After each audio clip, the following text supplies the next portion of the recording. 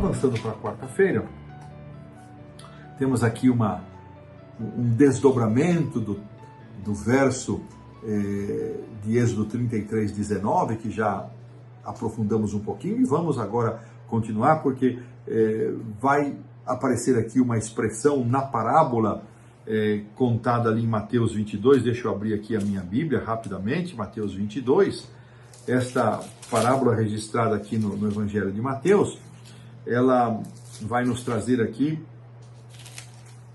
deixa-me ver aqui os versos 1 a 14, não é? A parábola das bodas. E quando você, da mesma forma, quando você tiver oportunidade e acesso, leia a parábola, uma parábola conhecida.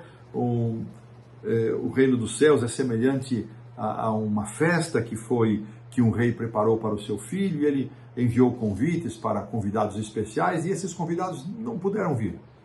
Um por uma razão, outro por outra, e então eles, o que fizeram? Eles não se importaram, cada um seguiu sua rotina, e ainda os servos que foram os correios, né, que foram os agentes, ainda foram espancados, maltratados e até mortos por esses que rejeitaram o convite. Então o rei irado enviou tropas, exterminou aqueles assassinos e disse aos seus servos: agora saiam aí pelos caminhos e valados e convidem, vão convidando o povo, vão convidando todos quantos vocês encontrarem. Eles foram convidando, e o salão de festa se encheu, e o curioso é que quando o rei sai ali para contemplar, ele percebe que tinha uma pessoa que não estava com as vestes nupciais, porque todos haviam recebido as vestes nupciais, e esse também acabou sendo eliminado. E justamente como texto final, o 14 desta parábola, encontramos então: muitos são chamados, porque muitos são chamados, mas poucos escolhidos. Vamos entender o que significa essa frase.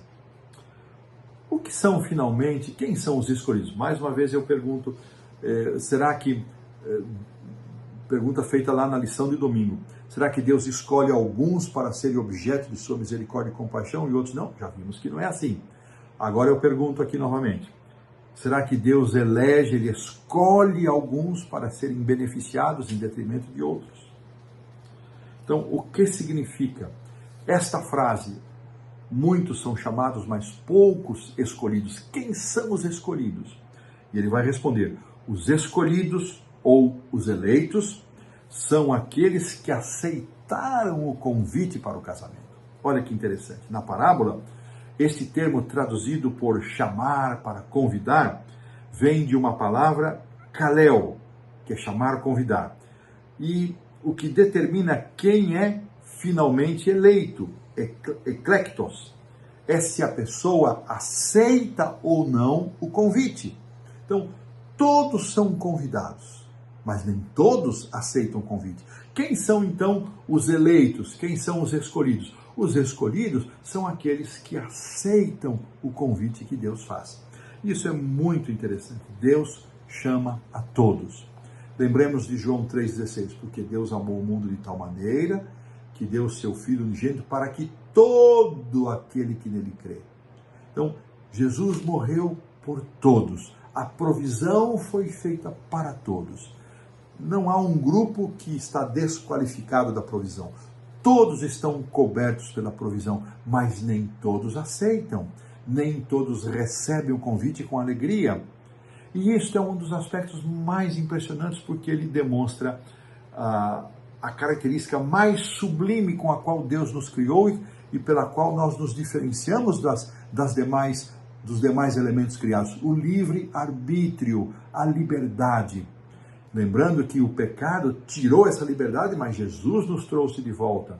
Jesus nos devolveu essa liberdade, porque sem essa liberdade nós não poderíamos sequer receber o seu sacrifício, aceitar o seu sacrifício, escolher aceitar o seu sacrifício. Embora Deus seja o único ser plena e totalmente livre deste mundo, Ele nos fez seres livres. Como eu disse, Satanás tentou nos tirar isso, mas Jesus nos devolveu essa liberdade. E com ela nós podemos decidir se aceitamos ou não. Então, quem são os eleitos? Quem são os escolhidos? São aqueles que aceitam o convite de Deus. Os escolhidos são os que aceitam o convite. Para os que amam a Deus, ele preparou, ele preparou coisas maravilhosas, muito além daquilo que podemos pensar ou imaginar. Tudo, afirma o autor, encerrando a lição da quarta-feira, dia 1º, tudo se resume à questão do amor e da liberdade inerente ao amor. Que coisa interessante, que lição preciosa para refletirmos e pensarmos acerca deste amor maravilhoso, deste amor generoso, deste amor exuberante, desse amor extravagante. Desta maneira, pomos um ponto final na lição da quarta-feira.